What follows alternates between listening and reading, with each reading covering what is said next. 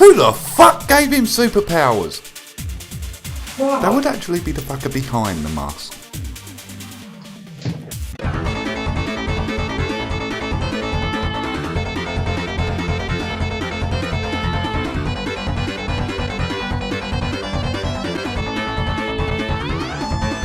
This game has completely gone batshit crazy, but in a good way, with all its over-the-top moments, what completely changes the Saints Row series.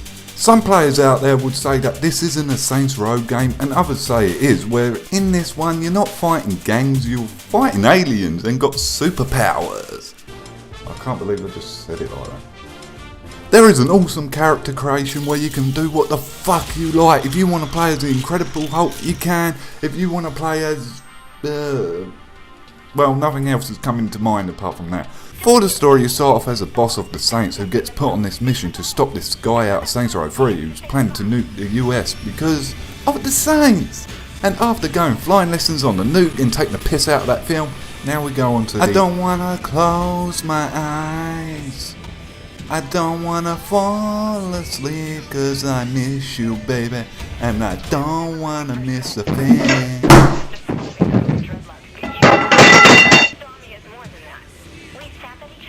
You land in the White House and somehow becomes president after that mission for about 4 to 5 minutes, what seems like the biggest waste of opportunity here. I wanted to see that tiger more. I thought that it might be your pet. King, can you have this naysayer assassinated? Not when you say it publicly. More fun as a gang leader. We have a country to run. Fun isn't part of the What the equation. fuck have you done with my character? This is another one of your fucking weird Keith has some fetishes good again. news. Fuck it, you do it. Worst part of this job? I was hoping to get to do this by pissing him off so much. I should do it more often. Right, back to the story. When British accent aliens attack the planet, I never actually heard of a British fucker ever speak like this. Well, I couldn't exactly put the Birmingham accent in the UK. It's why we have to speak like this. Back to what I was saying, when British accent aliens abduct some of the Saints, mainly the main ones of course, and then they are thrown into the simulation of their own hell, what's kinda like the Matrix idea. And getting revenge on Zinyak, fucking brilliant name, and somehow they pull this off. I was surprised that this story was this clever and in depth. It's hard to describe this game's gameplay. It starts off as a third-person shooter what has no cover system. Was this overlooked or forgotten about? But once when you're about an hour or two in, you start unlocking superpowers what completely changes things. And for powers there's a massive variety after when you start unlocking them. You can run fast, jump high, glide, smash down from up above. There's just so much what you can do and have fun with. Throw fireballs, ice balls, you got telekinesis. That's off the top of my head. You become overpowered very quickly. And the game comes far too easy to quick, either on the hardest setting. But I could not stop having fun and fucking shit up with the freezing enemies into pieces and knocking them flying lessons. It surprised me of how much I loved these superpowers. Zinyak summons his wardens to torture the boss of the Saint, and every time when you fight them, it's a brilliant battle. I just wish there was more of it throughout the game. And now and again you unlock superpowers just by defeating them. Saints Row 4 map is roughly the same as Saints Row 3 with a few changes, but I just didn't care. They gave me superpowers in Steelport what made me see the map in a different light. You're gonna interact with it differently, jumping and running up buildings and flying around the city. And if you're a fan of collectibles, you can find audio tapes around the city, destroy Sin statues or find these computer data processors. The main mission of the game is well thought out, you just want to see more of it and what it has next for you. You're gonna see references back to Saints Row to save one of your companions or running through the spaceship with power armor.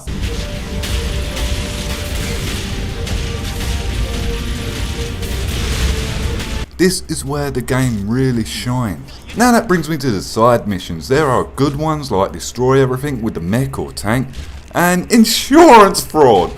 This one's just so far nuts and I just couldn't stop laughing with it. It's just, Well, this was one of the best side missions what I played, and there's a lot of fun activities to be had, but these side missions do get repetitive after a while, where it's pretty much 50% of the game, and Professor Genki's side mission is just shit to me.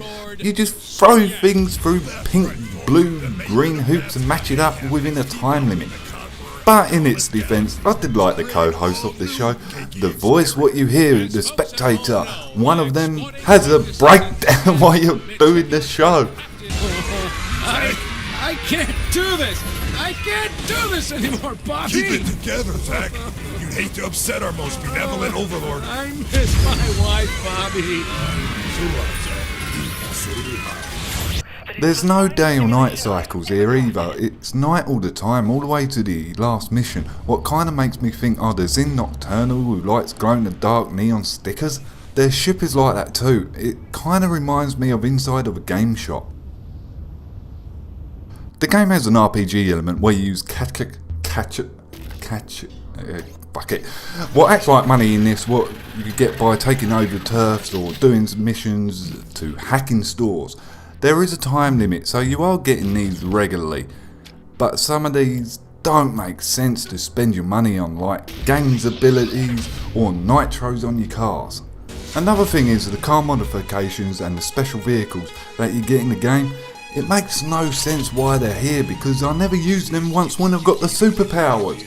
It makes the vehicles redundant past the 2-hour mark, and I'll never use them after that. You don't even need them for the radio anymore. As for weapons, there's a load of them, and there's bound to be ones what you're gonna like. And the weird weapons make a comeback as well, what you're gonna have a bit of fun with. And for weapon upgrades, they are brilliantly done. And yes, you can upgrade the weird fucked up weapons as well. Now that brings me to the clusters, what you find around the city to upgrade your powers.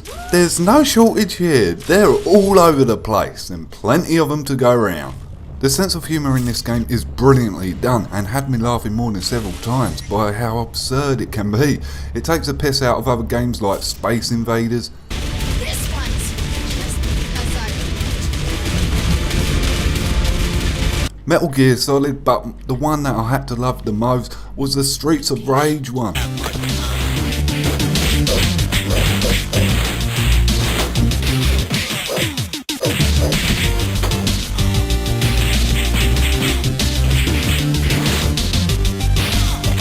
To beating up toilet seats and other weird stuff and blowing shit up with your power armour. And the characters are well thought out and well written, and they brought back Johnny Gat. Every time when you get a character unlocked, they point you to do a couple of side missions for them until they get their loyalty missions what come up. And each one is unique to each character, and that's when they get their powers and their new costumes as well. The cutscenes, the lip syncs can be off as well as the soundtrack, which makes it a bit awkward at times when some of the cutscenes are on. For the voice acting, it is beautifully done, to the sarcastic parts to the sensible parts. But for some reason, I've got to give the award to Zinyak here for being the best voice actor. For the graphics, I was surprised to say that some of it still holds up for today's standards in some elements. I think that the soundtrack is awesome, and the best way that I can describe it is that you want to dance and play it at the same time, especially when it puts it on automatically to suit the mission. For the game's length, I clocked on around about 15 hours, and that was taking over all of Steelport. And in that time frame, I got around about 2 game crashes. But if you don't do every side missions, I think maybe you can get it done in around about 8 to 9 hours. So in the end, Saints Row 4 is going to get an 8 out of 10, and I would recommend it if you're looking for a crazy game. Until the next game, I'm fucking off. Hold on, you got to do the DLC now. So now we get onto the first DLC what I played, How the Saints Saved Christmas. It's how it sounds. I'm going to try and do this without spoiling it. It starts off with the Saints putting up Christmas decorations and talking to the boss when Future Shrondy shows up and tell the Saints that how Zinyak is prison Santa. And walked his mind, it's up to you to save Santa and Christmas. And I did like the way how Shrondy pointed out, not this again, when she sees a future Shrondy. I feel sorry for her at this point. There's 3 different types of Shrondies now. You do see more of the 1950s map at the beginning, and some new levels and some new enemies like the gingerbread men. And putting your hand up a metal reindeer's arse. You know what? I think my hand is caught on something.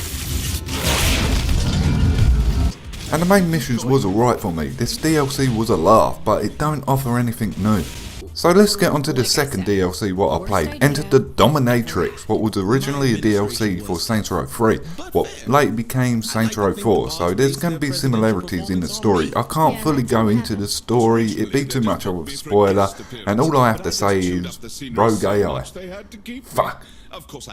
It starts off with a cutscene addressing the DLC, and yes, there's a lot of fourth breaking walls and a sense of humour as they're getting interviewed. The gameplay is roughly the same, apart from some powers have been removed out of this DLC, and somehow they keep on going on about how they didn't have the budget to do this DLC, and it keeps hitting you over the fucking head with it throughout.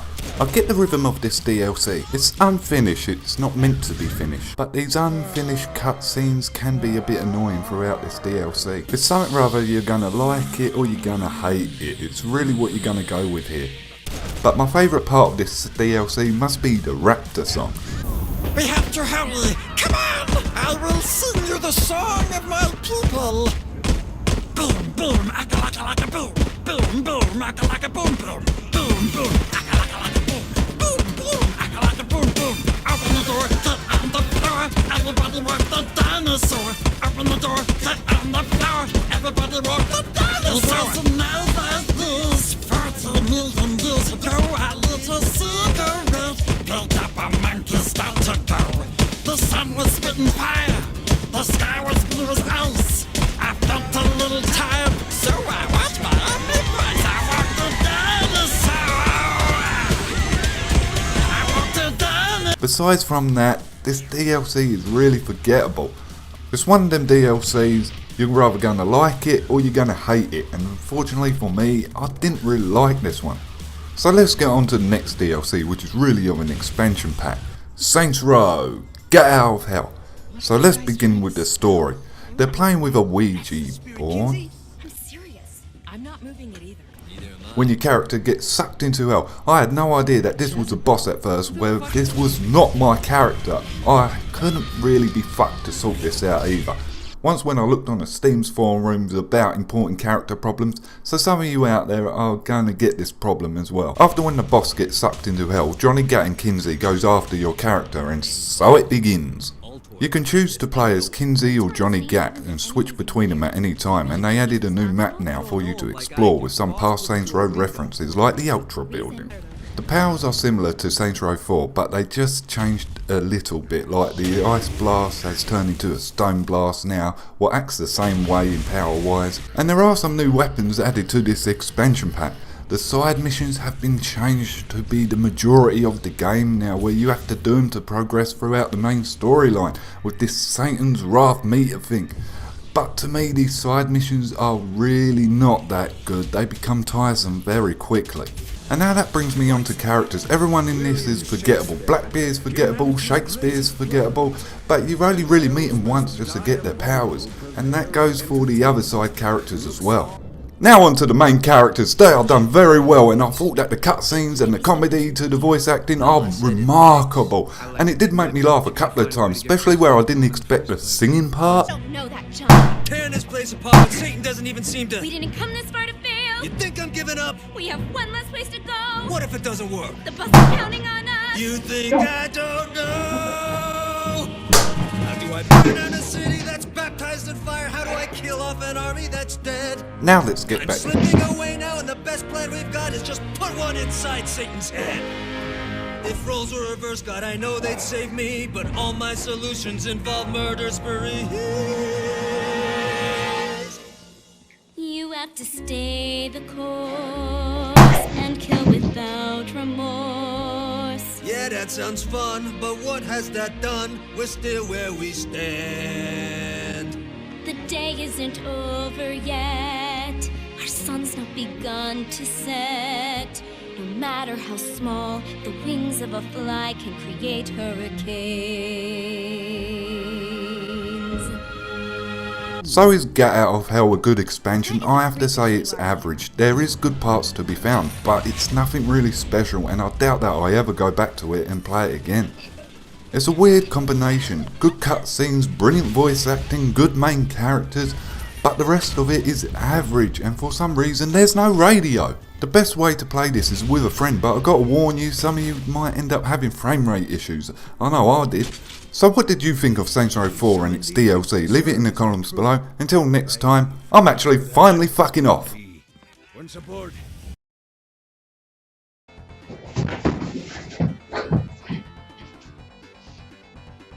And there's these guards that Zinyak puts on your character to make the boss's life a living hell. But, no.